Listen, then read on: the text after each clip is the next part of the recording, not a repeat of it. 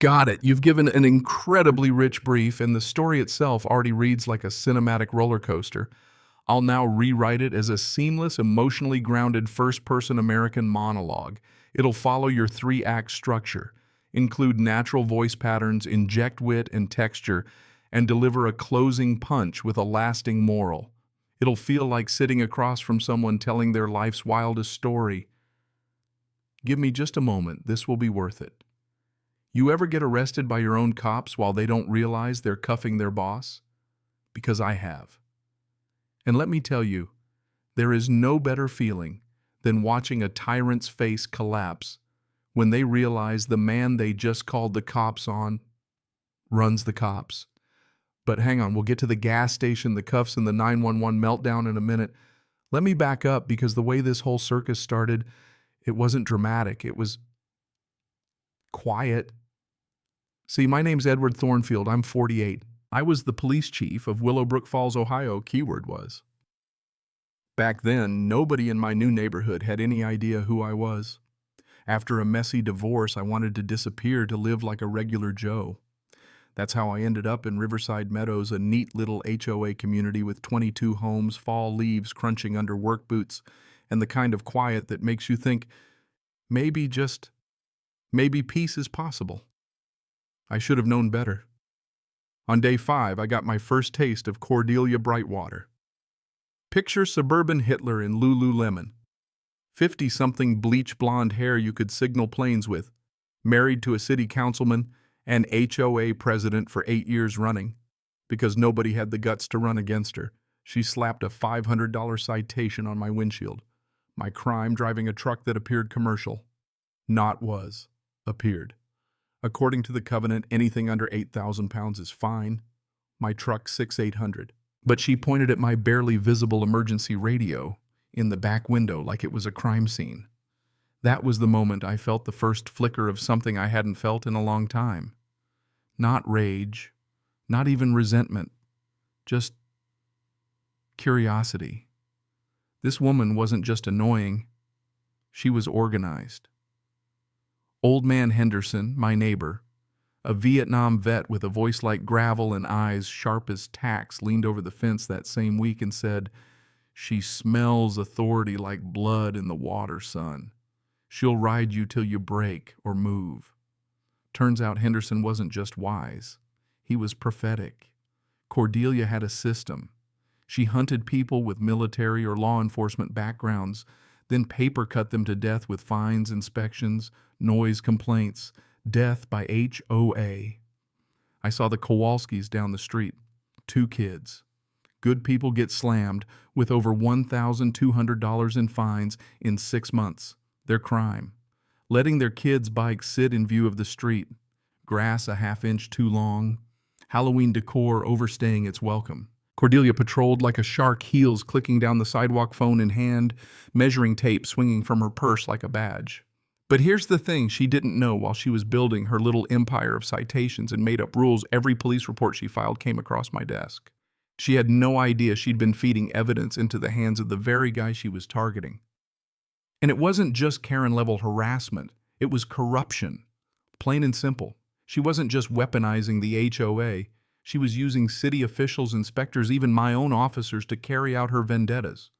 So I played dumb, paid my fines, let the grass grow just enough to bait her. Meanwhile, I documented everything.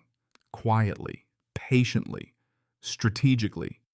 Then came the 6 a.m. knock. Scratch that banging.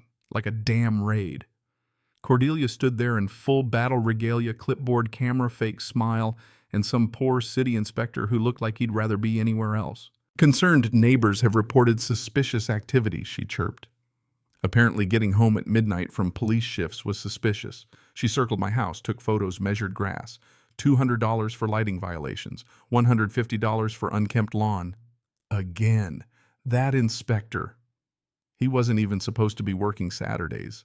I knew because I'd approved his department's overtime budget. That was the day I confirmed my suspicion Cordelia had created her own little army, coordinating with city staff to conduct surprise inspections and file complaints under fake names. She had her own militia and we were all paying for it. But she had one fatal flaw. She didn't know the law. Municipal law always trumps HOA rules unless a city council makes it official. And wouldn't you know it, her councilman husband was pushing quiet policy shifts to give her fake authority real teeth. So I filed an ethics complaint, documented every illegal inspection, every misuse of resources. That night, Cordelia held an emergency HOA meeting, her version of DEFCON 1. She called me a hostile resident and tried to pass mandatory background checks for all neighbors. She didn't name me, but I could feel her stare. I stood up real calm and said, as a resident and taxpayer, I have every right to question abuse of government resources for personal vendettas. She turned purple. 2 weeks later, I got a cease and desist letter from her husband's law firm accusing me of harassing elected officials. That's when I knew they were scared. So they did what scared bullies do. They escalated. She filed a formal complaint with the police against me. The kicker. It landed on my desk. It accused me, Edward Thornfield, of casing homes owning suspicious surveillance equipment and exhibiting terrorist tendencies. I nearly choked on my coffee. She was asking the chief of police to investigate the chief of police. The absurdity would have been funny if it weren't so dangerous. Then came the private investigator, Dale Murphy. He looked like he'd stepped out of a divorce court and into a bucket of nerves. Told me Cordelia had hired him to dig up dirt, offered a bonus if he could find proof I was a drug dealer or scam artist. His report basically read, subject appears to be high-ranking law enforcement. Recommend avoiding any and all confrontation. Cordelia, of course, accused him of being bribed. But Dale dropped a bomb. Raymond, her husband, had been threatening budget cuts to the department for years, forcing priority responses to HOA calls. My predecessor folded to avoid conflict. They'd turned my department into their own private goon squad. And then they tried to break me. The gas station incident. I just finished a brutal 16-hour shift. I'm pumping diesel when Cordelia struts up, waves her black Amex like she's Oprah. Take the free gas. That's an order from your HOA president. I swipe my own card. Thanks, but I pay my own way. That's when she snaps. Full meltdown, screaming, crying, dials 911, says I'm a violent man threatening her. 3 cruisers rolling, sirens blazing. My own officers, God bless them, don't recognize me in civilian clothes. They order me to put my hands up, cuff me. And I let them. Because in that moment I realized this was it. This was the smoking gun. Proof that Cordelia could manipulate the entire system with one phone call.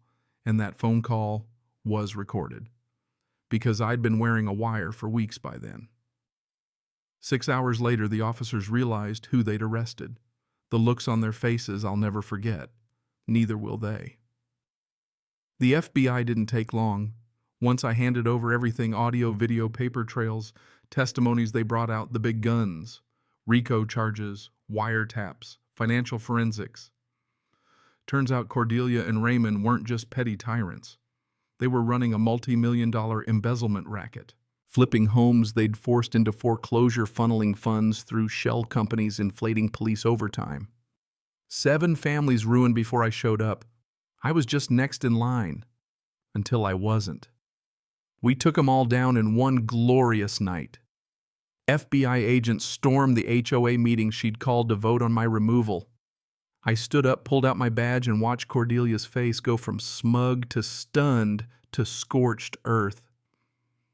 You're under arrest, I said, for corruption, conspiracy, embezzlement, and domestic terrorism. I said it slowly, let each word land. She screamed about deep state coups and how I'd regret this when I murdered everyone's families. Nobody believed her. The crowd cheered. Today, Cordelia's serving 15 years. Raymond's doing 12. They lost everything. And Riverside Meadows, it's thriving. We built a community center with the recovered funds. Kids play where fines used to be handed out. Henderson has a memorial garden. I host barbecues with the Kowalskis. Beverly Mills, who bravely flipped on Cordelia, now runs victim services. And the playbook we created, the Thornfield Protocols, are being used nationwide to fight HOA abuse and local corruption.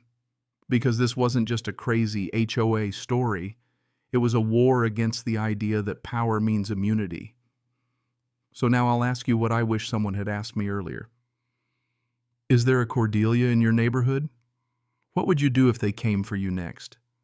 Drop your story below. I want to hear it. Let's remind them justice isn't dead.